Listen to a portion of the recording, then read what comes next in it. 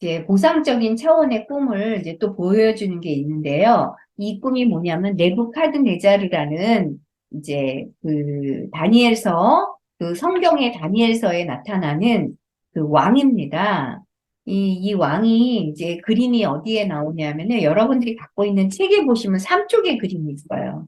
맨 첫 장에 보시면은 정신요법의 기본 문제 바로 안쪽에 보면 요 그림입니다. 요 그림이거든요. 예, 요 그림을 이제 지금 보시면서 이게 네부카드네자르의 꿈이라는 것으로 이제 그림을 그린 거거든요. 이거는요, 그 꿈 얘기를 듣고 화가가 이 그림을 그린 거예요. 그러니까 네부카드네자르라는 그 왕이 그린 건 아니에요. 이제 이 내용이 이제 다니엘서 4장 7절부터 나옵니다. 나오는데요. 그것을 다 이거는 읽어드릴게요. 왜 그러냐 하면은 한 번에 읽으셔야 되거든요. 네. 그래서 제가 찬찬히 읽어드리도록 할게요. 자, 보십시오. 7절부터 13절까지 읽겠습니다. 보라, 한 나무가 땅 가운데 서 있었다. 이것은 대단히 높다. 그 나무는 자랐고 매우 강했다. 그 꼭대기는 하늘에 닿았고 그의 수관은 대지의 끝에 미친다. 그 잎새는 아름다웠다. 그 나무는 과일을 많이 달고 모든 사람을 위한 양식이 되었다. 그 밑에서 들판의 짐승은 한 그늘을 찾았다. 가지에는 하늘의 새가 날았으며 그 나무로 하여 온갖 생명이 양육되었다.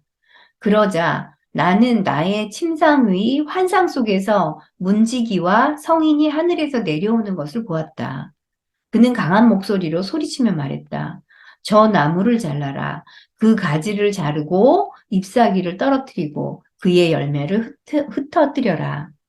그 나무 밑에 있던 짐승은 도망가고 새들은 가지에서 떠나라. 그러나 그의 뿌리는 땅 속에 두고 들판의 푸르름 속에 철과 청동의 울타리 속에 두어라. 하늘에 이를 해서 적셔지며 짐승들과 함께 땅의 약초를 나누어라. 그의 인간 심장은 거기서 빼내고 동물 심장을 줄 것이다. 그리고 그 위를 7시간을 지나가게 하라. 이제 그런 내용이에요. 자, 이제 여기에 대한 해석을요, 보자면은요, 음, 나무가 나오죠. 그래서 여기 보라, 한 나무가 땅 가운데 서 있다, 이 내용이에요. 그래서 예, 보통 이게 나무에 대한 상징을 이제 유문 참 많이 해석하거든요. 그래서 다른 권에서도 나무에 대한 해석을 나오는데, 이제 이 책에서도 나무는 뭐예요? 인간의 삶이나 어떤 모성이다, 이렇게 표현을 합니다.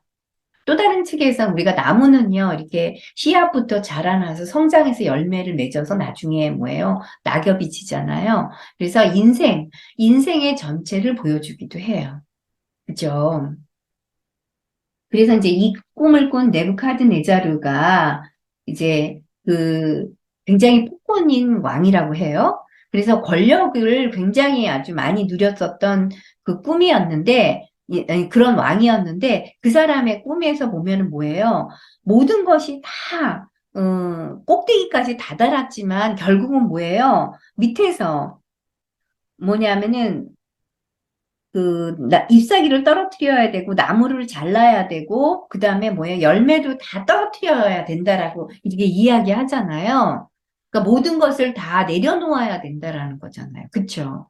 그랬는데, 이 환상을 무언가 이 제왕이 굉장히 많이 폭군으로서 이 권력을 다 거머쥐고 있는 상태에서 이 꿈을 이제 꾸었는데 다니엘이라는 사람이 해석을 할 때도 마치 이렇게 해석했대요. 이 제왕이 갖고 있는 어떤 여기서 망상이라고 하는데 이제 백일몽 같은 거죠. 그런 환상을 이제 갖지 마시고 이제 더 이상 이게 권력으로부터 조금 이제 어, 너무나 팽창하려는 것을 줄이셔야 된다라는 해석을 했었나 봐요. 다니엘도 그랬는데 여기서는 이제 이 융이 뭐라 그러냐면 이 제왕의 어떤 환상이 이제 보상하려는 시도다 이거죠. 그러니까 나중에 이런 것을 더 많이 이렇게 이렇게 자신의 어떤 권력이라든가 이런 걸 확장을 하게 되면 나중에 문제를 일으킨다라는 거죠.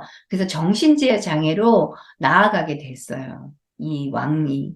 그래서 꿈은 그때그때 의식 상황에 이제 보상적인 어떤 측면으로 꿈이 등장을 한다.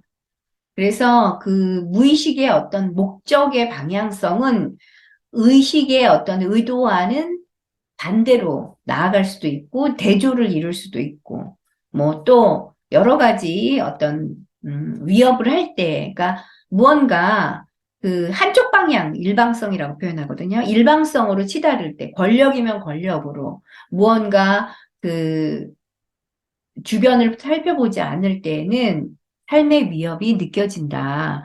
이제 그런 거예요. 이제 꿈을 이제 이렇게 이제 보여주게 되는데요. 그런 꿈을 꾸었다. 이제 이게 그 보상적 차원의 꿈이다. 이거의 해석은 뒤에 나옵니다. 그래서 이제 요거 해석은 하지 않고 지나가도록 하겠습니다. 예. 그래서 꿈이라는 거는 이렇게 보상적 차원에서 대체적으로 많이들 나오지만 어떤 것들은 뭐예요? 예시적인 어떤 기능도 있다. 왜 그러냐면은 왜 예시적이라고 하냐면은요. 의식이 부분이라면 무의식이 전체잖아요. 그쵸? 그렇기 때문에 무의식에 나타나는 어떤 것들은 시공을 초월해서, 그러니까 미래의 어떤 의식적인 그것들을 앞질러져 있는 것들이 많거든요. 그런 것들이 미리 나타나는 거예요.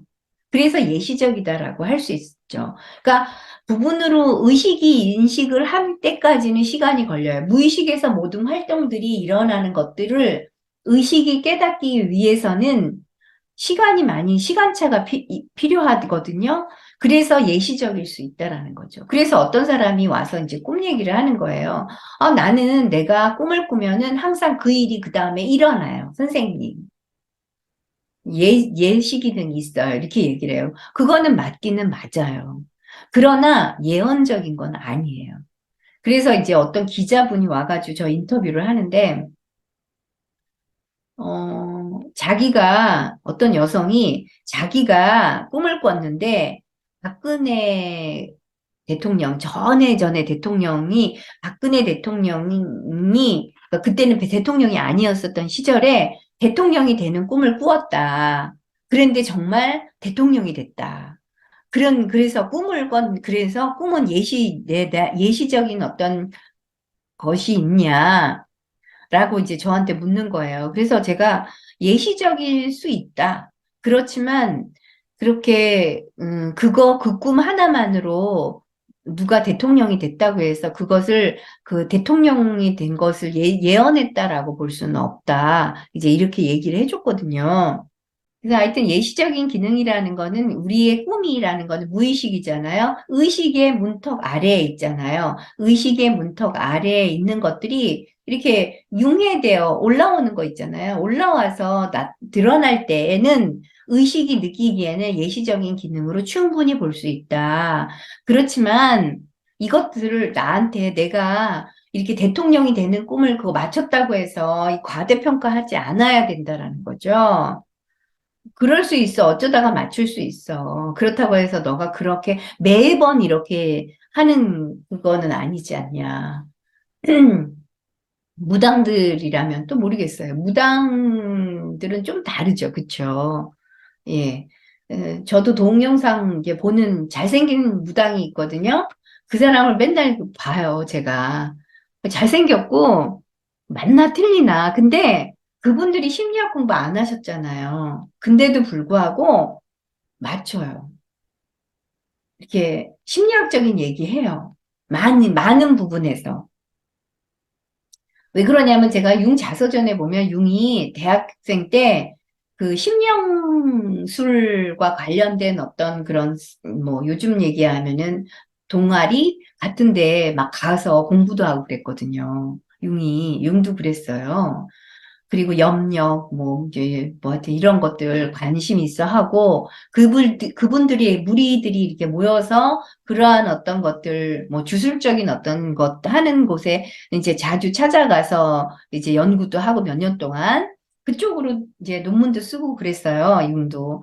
이제 그런 것들이 왜냐면은 정신의 어떤 기능이잖아요. 이런 것들도.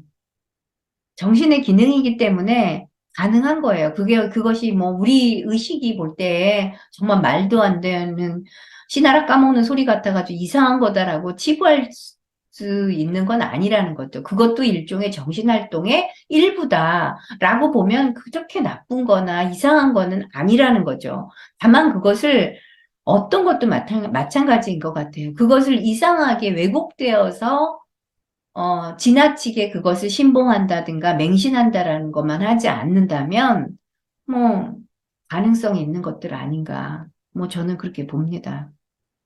무의식이 중요하다. 아무리 우리가 공부를 하는 게 지금 무의식을 공부하잖아요. 무의식이 아무리 중요하다 하더라도 의식도 중요해요. 의식의 끈을 절대로 놓아서는 안 돼요. 이제 이 얘기예요. 그래서 무의식이 의식과 거의 동등한 중요성을 갖고 있다. 아무리 무의식이 중요해도 의식이 더 중요합니다. 그쵸? 먹고 사는 문제를 떠날 수는 없어요. 그쵸? 예. 그 이야기를 융도 이야기합니다.